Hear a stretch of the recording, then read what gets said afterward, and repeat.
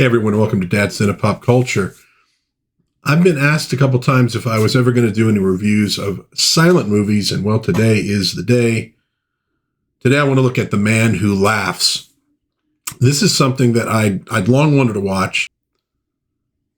It finally popped up on Tubi, and so I gave it an immediate watch. Now, a lot of people will be aware that the image of Gwynplaine, the character with that smile in this film, was the inspiration for the Joker, arch enemy of Batman. Important to note, though, that really it was just the image of Gwynplaine that was the inspiration for the Joker. But I had wondered, well, is there some kind of, is the character something of a villain? Something of a madman? I didn't know. That's one of the reasons I wanted to watch this movie. And in fact, no, the character bears, other than physically, bears really no resemblance to the Joker at all. But what you get in the movie, drama, pathos, maybe a little bit too overdone for some people. I know critics were not in love with this film when it came out. You do get some action, adventure. You get a little bit of comedy, but it's really quite a lovely movie with really nice art direction, well worth anybody's time. So we're going to go through the movie kind of scene by scene. We're going to talk about what is going on in the film. We're going to talk about some of the people working on it. We're going to talk about a few of the impressions I got in watching the film. So there are going to, in fact, be spoilers. And in fact, I'm going to turn the spoiler sign on right now because to some extent they do come a bit early in the film. So let's get started on this. So Carl, I believe it's Laemmle, presents, well, he presented a lot back in the day. I mean, this dude is like foundational to horror. Presents Mary Philbin. Now, Mary Philbin, probably best known for her role as the lead actress in The Phantom of the Opera, which was, maybe just a year or so before this. She only worked until 1929. Now, this film comes out in 1928, so she does not stay in Hollywood long. Probably not the worst idea in the world. Conrad Veidt now did stay in Hollywood for quite some time. Of course, in the classic Casablanca, was in the cabinet of Dr. Caligari, was in the hands of Orlok. He, much to his credit, ran afoul of the National Socialist regime in Germany and had to get out. But he had a long career in acting, and he does a really great job in this film, I gotta say. So, The Man Who Laughs, a Paul Linney production. Now, he's a German expressionist, and that colors what the film looks like. And in my opinion, in a good way. I think some of the critics didn't like it as well. I think it really struck me, just the look of the film. It's not as stylized as, say, the cabinet of Dr. Caligari. But he really makes use of the faces, the environments. I don't know. I found it all felt very authentic to me. I do want to call out here, out of these folks, Charles D. Hall for the set designs. He also worked on Phantom of the Opera, All Quiet on the Western Front, Dracula, Frankenstein, Bride of Frankenstein, and My Man Godfrey, for a slight change. Also worked on the TV show Medic from the 1950s. And there's a couple, one especially, really good episode of Medic, which I hope to do a video on one of these days. Also Vera West, who did a lot of gowns for horror movies, for the women being, chased around and carried around by monsters. And so she got a really early start with Universal as well. Gilbert Warrington is our cinematographer. he did a lot of work. Most of it was B movies, one of them being High School Hellcats. So it's kind of funny. This film, High School Hellcats, that's another one I'll probably do on this channel one of these days. Of course, directed by Paul Dini. And here we have the full list of the players. Now, look at the bottom of that list. The dog Zimbo plays, and I'll pronounce this in sort of the French way so as not to potentially get in trouble, Omo the wolf. And if you are of a somewhat immature nature, there may be parts of the film, especially with the dialogue cards that come up, that will make you laugh when they're talking about the dog. I will say this, though. One of the great dogs in the history of film. I love Omo. Okay, so we begin in the 17th century. For those who don't know what that means, it means the 1600s. And it is set in England. Now, this is based on a novel by Victor Hugo, which was written in 1869. And it concerns especially the aristocracy and the cruelty of the aristocracy. So if you are a pro-aristocrat, this film, maybe I give you a trigger warning for this film, but it shows cruelty not just from the aristocracy, from other people as well. It's a big theme in the movie. So we open in this very evocative bedroom set. So that set design already coming into play. This is the bedroom of King James II, played by Sam DeGrasse. And again, just you see the statues. It's clearly this is not what a real room would look like. It's meant to, well, it's meant to evoke the grotesque. And this is a major theme in this film, the grotesque in terms of physicality, in terms of the soul. The room is entered via a secret door in one of those statues by a jester. The jester is Barkilphedro. And I know you're probably going, wait, what are these names?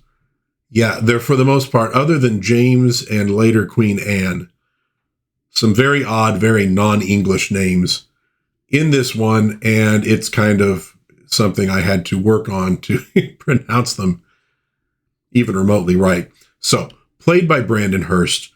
They note in one of the dialogue cards, he is a jester, but all his jests were cruel and all his smiles false. And thank goodness we don't have comedians like that anymore. And again, look at the face. Very grotesque. The smile is sort of grotesque. So he comes to wake the king with important news that they have captured the rebel Lord Clancharlie. Yes, Clancharlie. And how would you like to wake up to that face?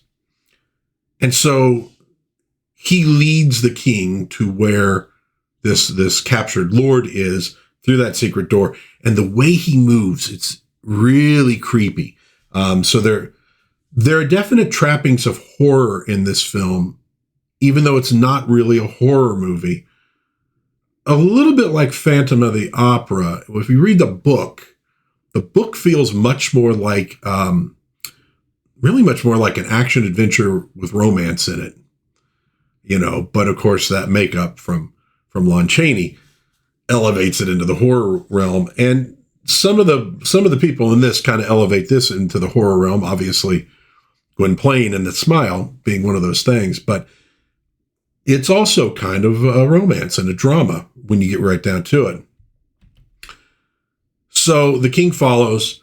They discover Lord Clancharlie in chains. He came back to England to find his young son, and he wants to know what has happened to him. Well, by our grace, he is still alive and quite well, I believe. And so again, look at that face, grotesque, the sneer, the mockery. You know, this is a guy who's just rotten down to his soul, as a lot of people in the film are. And so Clancharlie moves forward to kneel, to beg for his child's life. And as he moves forward just a little bit, the king sort of goes back. You can tell he's he's weak. He's a coward, and that's probably exactly why he's cruel. And here, Barkilphedro makes this sort of look to remind the king of what had happened. And the king, oh yes, we sold your son to the Comprachicco, whose surgeon has carved a permanent smile on his face so that he could forever laugh at his fool of a father. These are bad people. And they lead him off to the Iron Maiden and death. And just imagine the horror of knowing that your son is out there, that they've done this to him, that he's been disfigured, and there's nothing you can do about it. And he mutters, "My poor little son, God help him." So this gives you an idea of the tugging of heartstrings in this film. Now, the Comprachicco are groups from European folklore, from what I read. So I don't know that they actually existed, but they supposedly crippled and disfigured children to work as beggars or as living curiosities, like in carnivals. Well, the king soon decrees that they are to be banished from England. And the boy is left behind in the cold to die, as they cannot bring him to another shore without punishment. Now, the surgeon who did the work on him, Hardquanonne, wants to take him. He's valuable. They won't let him do it. And so the boy staggers off, walks along the shore, and he comes upon a woman. And as he gets closer, he discovers that she is dead, frozen to death. In her arms, there is a baby, and the baby is yet alive. So the boy takes the baby basically to rescue it. Okay. So again, when we talk about the grotesque, this is a grotesque situation, although the boy's kindness sort of softens it a bit.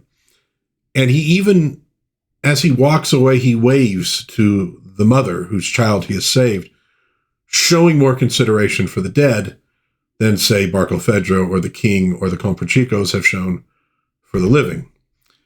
And he eventually comes upon the house of Ursus, the philosopher. Now, actually, it's a wagon that he lives in. So he's like a traveling entertainer of sorts, traveling magician, medicine, show kind of guy. You get that idea. And again, look at the faces here in this film. Very reminiscent, I'm going to throw out a reference for you, to the kind of faces that Nat Hiken liked to put in his comedies, like Car 54, like Bilko. He liked really interesting, somewhat odd faces. And you get a lot of that in this film, again, within the theme of the grotesque. And so Ursus calls off Omo, the dog, and he brings the boy into the wagon because he is cold and hungry. Now, the boy at this point has the baby tucked into his coat. So Ursus doesn't see that he has a baby with him. But he does soon discover that there is another mouth here to feed. The baby, as his back is turned, the little boy takes the little soup that was given to him and he's putting it on the baby's lips, trying to feed the baby. So now Ursus, what is he going to do? There's another one. Well, he discovers that the baby is blind. And we at this point see for the first time, at least as a child, Gwynplaine's face and the smile that's been carved into it. And at first Ursus is like, "Why are you laughing?"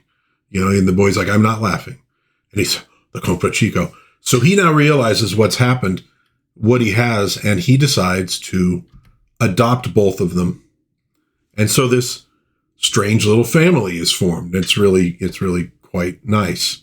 We catch up to the group years later. Gwynplaine is grown, and they're traveling players, entertainers. Gwynplaine is sort of this clown known as the laughing man or the man who laughs. And we see in the interior of the wagon, we see Dia is now grown as well. And she's very beautiful, very lovely. They always sort of have her, not exactly illuminated, but sort of in white and light colors. So she stands out in that way. She's beloved by Ursus and by Gwynplaine, and very truly loved by Gwynplaine. One of the cards at this point says, "In the sightless eyes of Dia, The image of Gwynplaine stood always in a shaft of light. So to her, he's her rescuer. He is kindness personified. So bright one morning, they arrive in this village. They're on their way to a big festival to work, to entertain. The villagers are very excited about, this is the man, the laughing man is coming, etc. And in the village, this man reads this sort of banner that kind of tells the history of the laughing man. And he then walks over and peers into the window of the wagon, and we see that he has that eye patch. So he's just kind of an unsavory looking guy. And in the wagon, he sees Gwynplaine looking at himself in the mirror while Dea is speaking to him very lovingly. Gwynplaine is sorrowful. He does not feel, with his looks, that he is worthy of Dea, and he also is afraid that if she could see him or knew about his disfigurement, that she would want nothing to do with him. And he loves her very much.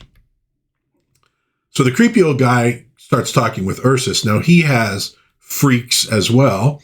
He has a pig with 2 snouts, a cow with 5 legs. And he introduces himself as Hardquanonne. So that is obviously the surgeon that did that to Gwynplaine, still angry that Gwynplaine was stolen from him. And now we see the giant fair, a rattle for the masses to make them laugh and forget. And so we have kind of a Ren fair here. I wonder if anybody ever dresses up as Gwynplaine at Ren fairs. It would, in fact, be appropriate. We get this really cool shot from the perspective of this Ferris wheel that is like hand cranked, of it kind of going up and down.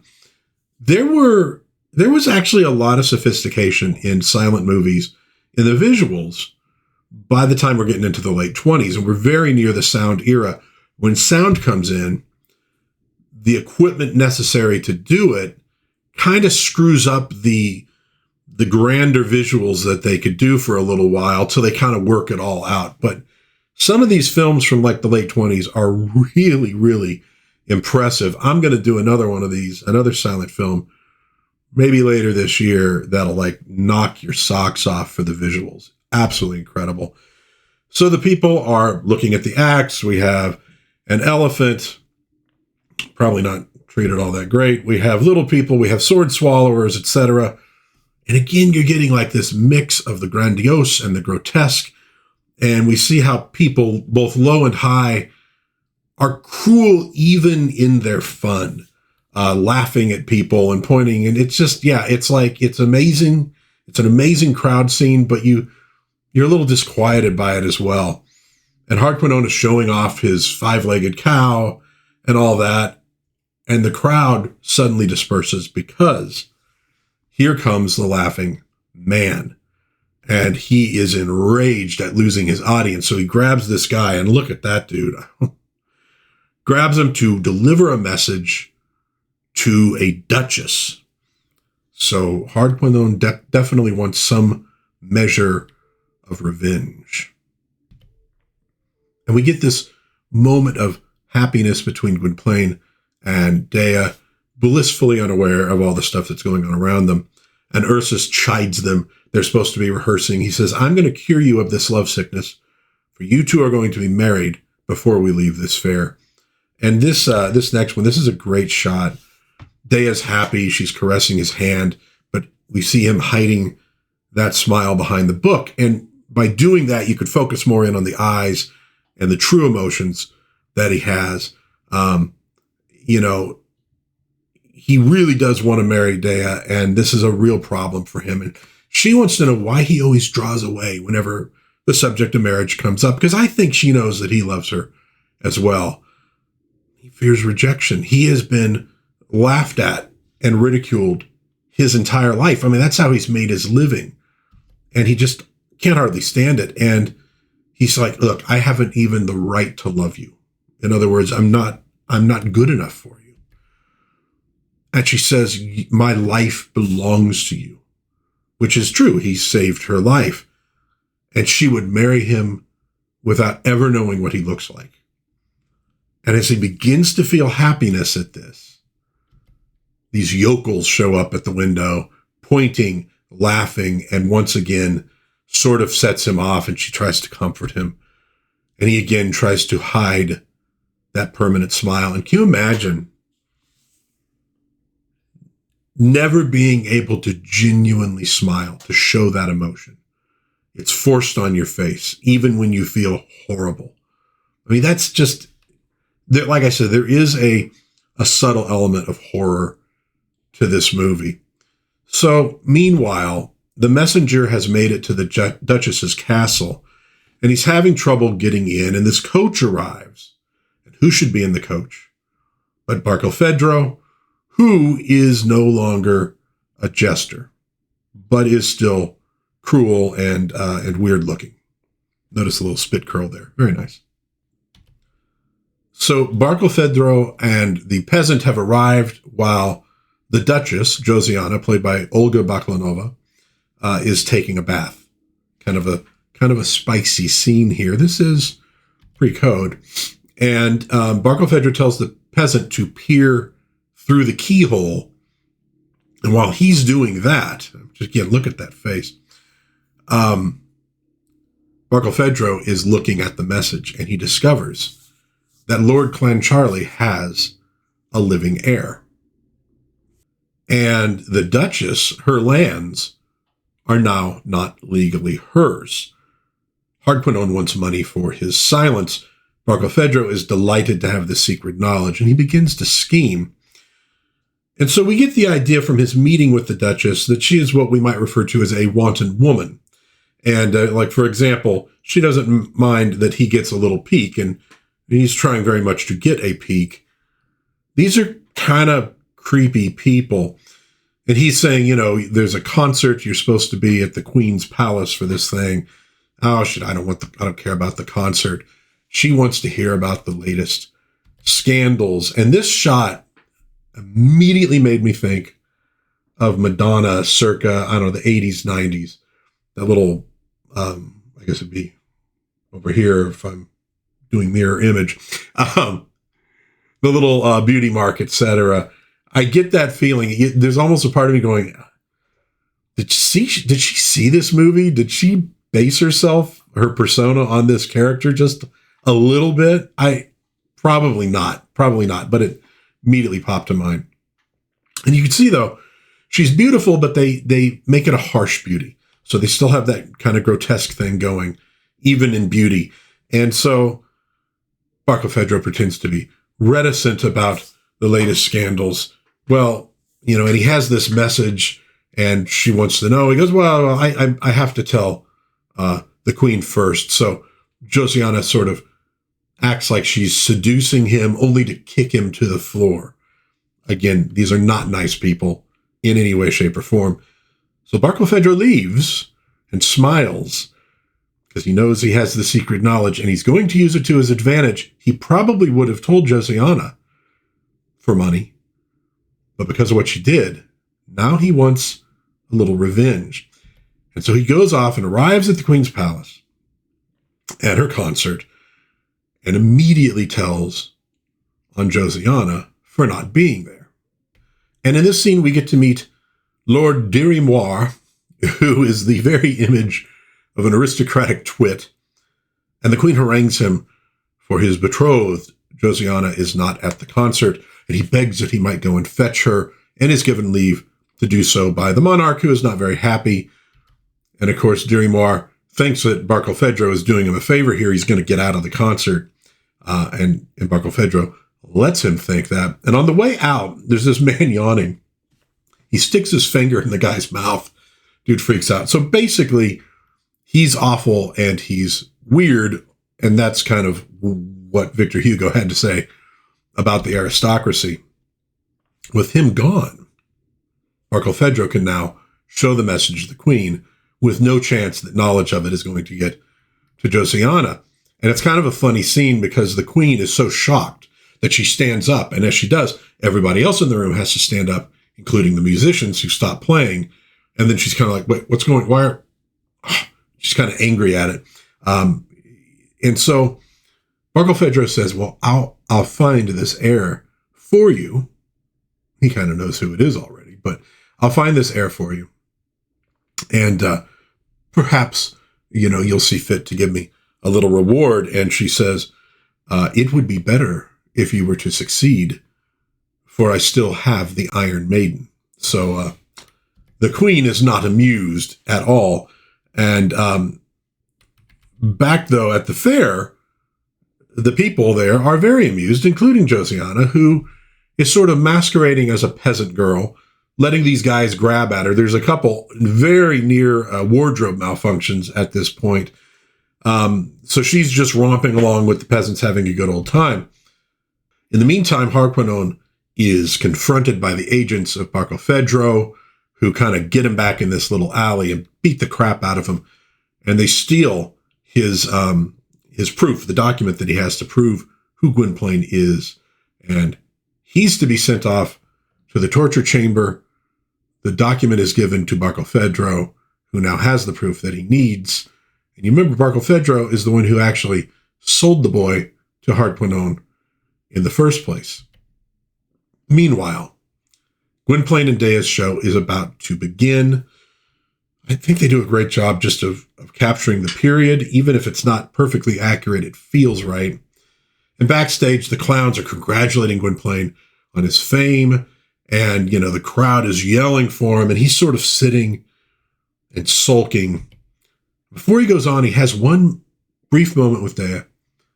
And he's just about to let her touch his face and see that disfigurement, so to speak.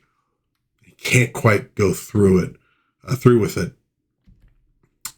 But it's a really nice scene. And I think a lot of us, if we're honest with ourselves, we've felt, weird, ugly, unlovable, etc., and have wished for this kind of love and this kind of acceptance, which he has with her.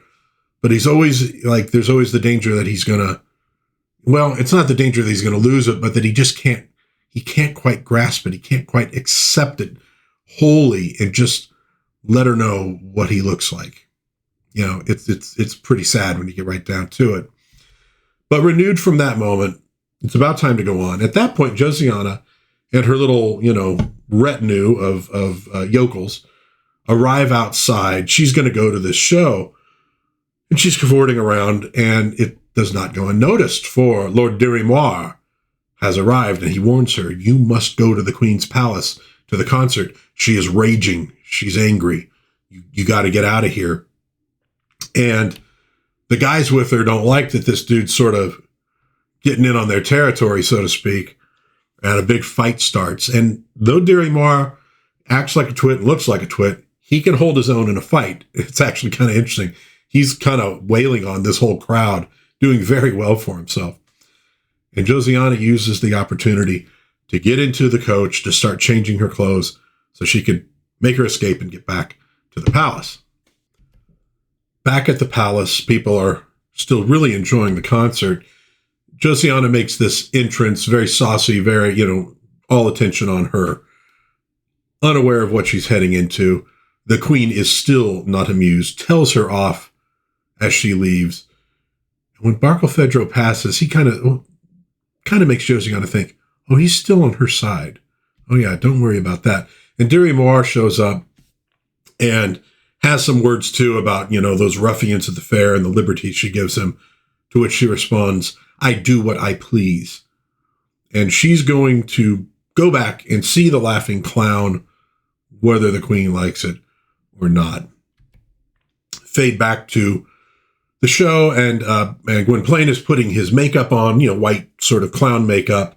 And so we get another nice little scene between the two of them. And Ursus rushes in, say, a high lady has arrived to the show, a duchess, no less. And so he goes out to start the show. Amazingly striking visuals in this. You could see why it has inspired a lot of filmmakers. Tim Burton comes immediately to mind. With a few things in it. And so he's really excited about this. Having somebody noble at it could really help. And great shot of Gwynplaine, again, behind Dea, kind of stroking her hair. And so again, you have the mouth is hidden, so you could kind of read the eyes and what he's feeling, what he's thinking at these moments. So the play begins with Dea appearing before the crowd. He's kind of the white gown, kind of bathed in light. It's really what they're going for with her. Even though she's blind, she's sort of a source of illumination and light in people's lives. But Josiana, up in the box, looks kind of with jealousy at this other beautiful woman. And then Gwynplaine appears, Dea steps back, and the clowns expose his face and the smile, and the crowd goes wild. They love this, and it really gets Josiana's attention. She looks almost angry. You know, it's an interesting mix of emotions on her face. We get this image, which very much looks like that first appearance of the Joker in Batman comics. And the crowd is roaring with laughter, but Josiana, and you see this sort of interposing her on the crowd, she never laughs. She glares, and she gains Gwynplaine's attention and seems to desire him. And think about this. This woman can actually see what he looks like and seems to desire him. Very interesting. She finally stands to leave. The show is over. Ursus is thrilled that everything went really well, remarks about the beautiful lady in the box, and this brings a look of concern to Dea's face, and Gwynplaine reassures her. Ursus leads her away, leaving Gwynplaine to his thoughts. And while he ponders things, one of the other clowns, taking off his makeup, remarks how lucky Gwynplaine is to not have to wipe his laugh off of his face. This dude just doesn't really get it, does he? And it's in this melancholy mood that he takes the makeup off. And while he's doing so, he's interrupted by a messenger, gives him this message from Josiana, who wants to meet him at midnight. And he's tempted, and he's, nervous and excited and maybe a little bit ashamed. And he doesn't quite know what to do. And he talks to Ursus a little bit, not exactly telling him what's going on, but it's this chance to see if a woman can love him when she can see his face. It's almost like, well, if that's the case, then maybe Dea really can love me. Ursus is like, Dea's never going to see you. It doesn't matter. Don't worry about this. She loves you. And we see Dea in her bed, kind of consumed by worry. She knows something's going on. Something's wrong. And Gwynplaine almost throws the note in the fire, but he can't quite bring himself to do it. So he creeps away and attracts the attention of Omo, the dog, who attempts to follow, but he's like, no, you stay with Dea. Protect Dea. And Dea now realizes that he's gone while he's entering the coach to go have this meeting. And Dea gets out of bed and she finds the note. Now, of course, she's blind. She can't read the note, but she smells the Duchess's perfume on it.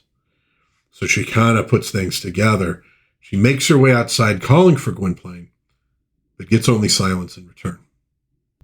And Omo comes to her to comfort her while she's weeping. He tries to take the note away from her. He's a very smart dog. Gwynplaine, in the meantime, arrives at the Duchess's castle. Remember, these are technically really his lands. He doesn't know that. He is ushered into her boudoir, and she has sort of displayed herself on her bed in sort of a black negligee. It's pre-code. It's a little bit racy. And Gwynplaine is clearly out of his depth. He does not know really what to do here. She opens her eyes, and reaches, to wrap her arms around his neck, and his eyes are very fearful. And this is like more than he bargained for. He kind of pulls away, and she's, kissing his scarf, and then pulls the scarf away, and he's trying to cover his face while she continues to kiss him. You kind of get the feeling she's sort of like collecting this guy as an oddity. She doesn't love him. She probably doesn't love anyone, maybe not even herself, really. And we flash to Dea, who seems to somehow know what's happening, or that something bad is happening. Back to Gwynplaine. He continues to cover his mouth, realizing that this is not a woman who loves him she's using him.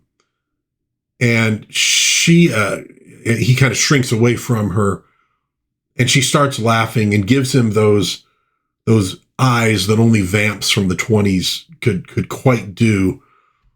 And at this moment, this note arrives for her, and it informs her that the heir to the estates she now has been found in the person of Gwynplaine. And the queen has decided to restore the lands to him, and that she will share them as his wife. And Josiana's laughter, of course, wounds Gwynplaine. He doesn't know what's in the note. And when she again looks upon him, her laughter turns to revulsion, and he backs away and flees, while she is comforted by her monkey. When he returns from his little misadventure, he's greeted by Omo and finds Dea sleeping on the wagon steps, waiting for him. She laughed, Omo, like all the others. And Omo actually grabs his cloak and drags him over to Dea. The two are reunited, and he sees that she has seen the note, and he takes it and he rips it up and wipes his hands like it's something unclean, which it kind of is. And he's ashamed, and he weeps, and he lies at her feet. And at this, she awakens and greets him warmly. She thought she had lost him. And you get a sense of the purity of the love between the two of them. And here's the big, powerful moment, because he takes away his scarf and puts her hands on his disfigured face so that she can know what he looks like. And she is, for a moment, stunned. And like, this is the thing he's feared probably the most his entire life. This is the rejection that he absolutely cannot survive. And she says, God closed my eyes so I could see the real Gwynplaine. Really nice. And now you can see him with a genuine smile. Jack Pierce did the makeup for this film. Did an incredible job. And Veidt did an amazing job of acting through the makeup. And one thanks, with that appliance, I wonder if he could even talk at all. Fortunately, silent film, he doesn't have to. So the two lovers embrace. Ursus sees, oh yes, they're definitely getting married, before they leave the fair. And this would be a wonderful, happy ending to the film if there weren't 42 minutes left in the movie. Well, at this point, the authorities arrive to arrest Gwynplaine. He is to be taken to Chatham prison, and he departs with them, says, Ursus, don't tell Dea. And Ursus tells Dea, oh, we have some business at the inn. Just go to sleep. And they take him to the prison. Ursus follows, but he cannot go in. And while he's out there worrying, this man goes by and he says, oh, those who go in never come out. You don't bother waiting. The next morning, these guys emerge from the prison with a casket, and Ursus believes that Gwynplaine has been killed in the prison. And he returns home, staggering through the confused, crowd, his clowns, his performers. And he goes to the theater. You can see he's looking at Gwynplaine's name and crying. He says, turns at the door, says to the assembled clowns, the show is over. And he just breaks down in tears before entering the theater. We switch to the palace. Barkilphedro, with the queen, reveals that Dr. Arquindon has died in prison from the torture. That was the casket that we saw. And that his confessions confirm, indeed, Gwynplaine is the heir of Clancharlie. The queen pretends at being very sad that Josiana is going to have to marry the clown. Obviously, she's delighted in doing this to her. Tomorrow, Gwynplaine will be made a peer of the House of Lords.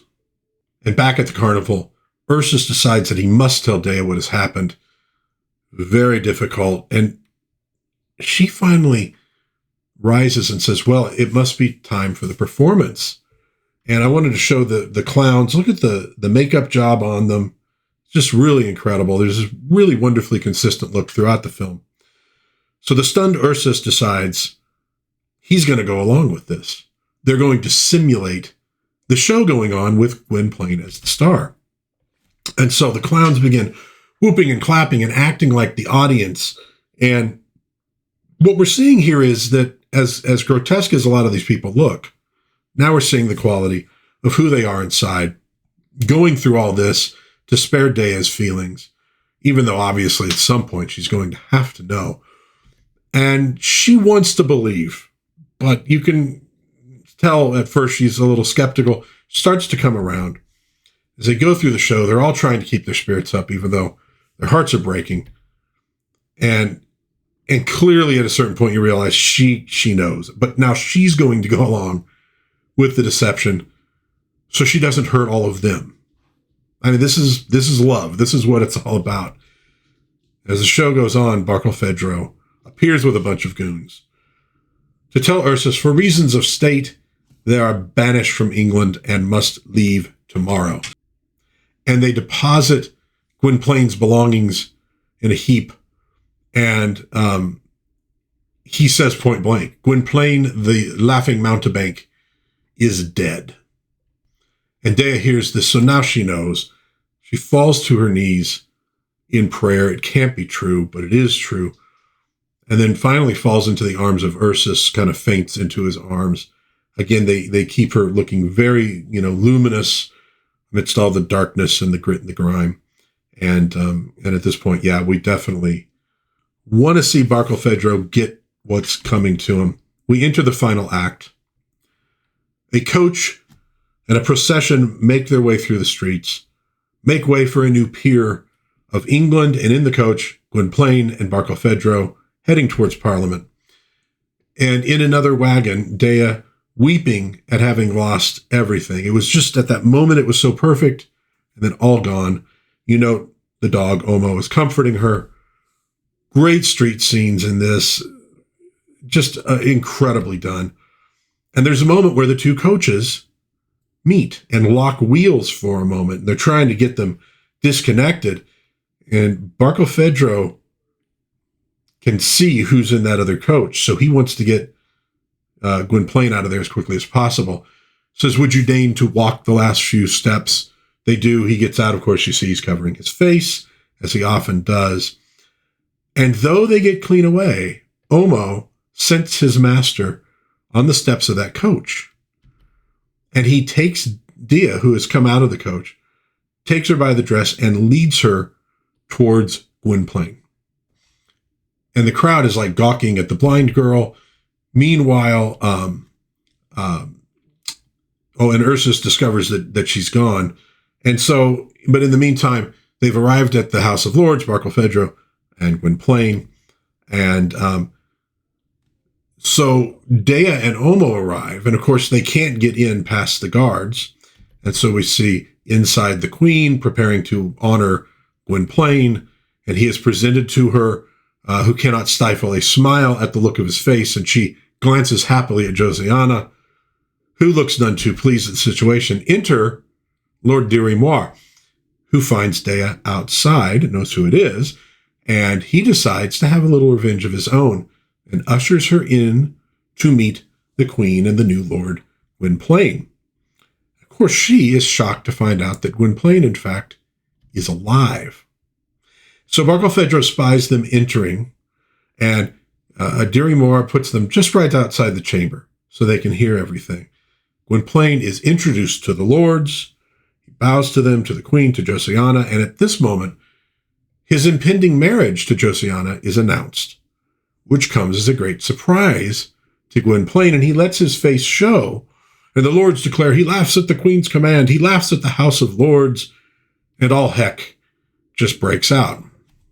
And then the assembled buffoons begin laughing at Gwynplaine. He's like at his breaking point, while again, Dea is listening outside. And you notice, again, they're the aristocracy, but they are as grotesque as everybody else. Before Dea can enter the chamber to help Gwynplaine, Barkilphedro interposes himself and leads her out of the building, stifling her cries for Gwynplaine. He looks like an Arthur Rackham illustration in this moment, I swear. So Gwynplaine begins to lose it, but a change is happening. Because as a tear rolls from his eye, he takes that handkerchief he's used to cover his mouth and instead is covering his eyes. Something has become more important to him than his disfigurement.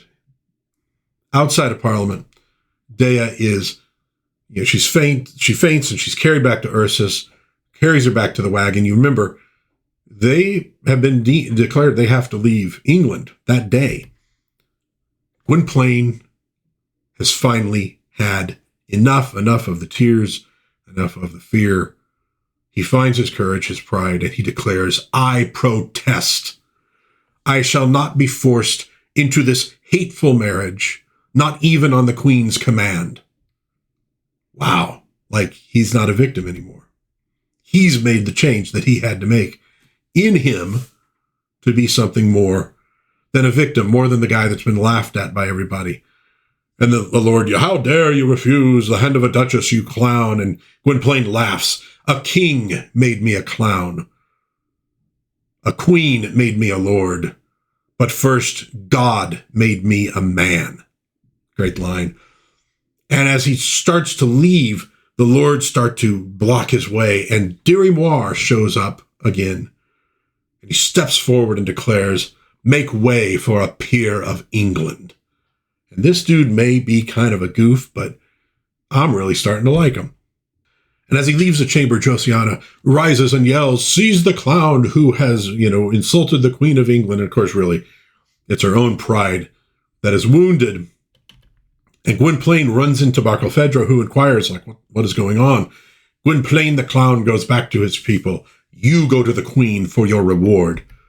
But he's stopped by the guards, and they're going to lead him back to the chamber. But he makes this break for it, knocks some guards out of the way, smashes through a window, climbs down this tower, and we get this chase through the streets of London as they're lighting the lamps, so evening is falling. The people rejoice at his return. They're following him in droves. He goes to the theater to find that Ursus and Dea are gone, but he finds out where they have gone. Up to the rooftops with the help of the clowns to escape the Queen's Guard and the evil Barkilphedro. There's some nice stunt work done through here. We even get a sword fight, and he has to leap from one building to this tower, barely makes it, and the crowd is watching, no longer moving around, fighting, yelling. They're watching as he's poised to fall, but with help. Second time he's gotten help from normal people. He makes it into this other house.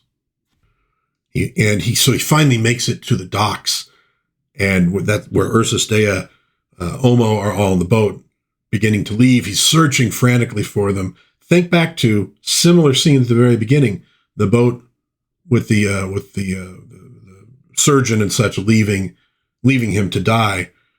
He's calling her name as the boat pulls away, and Omo hears the call, and he rushes to the side of the boat and starts barking so Gwynplaine can find them. And then he dives in, so he's swimming to get Gwynplaine. And Gwynplaine spots Omo just as Barkilphedro and the guards arrive. And he gets in this rowboat and starts rowing out for the boat. And Barkilphedro spots him and yells for the guards to get him.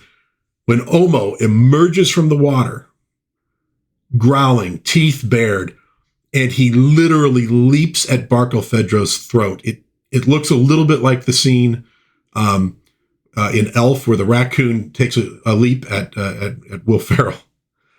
But it's better because finally Barkilphedro gets his own, falls into the water, dead.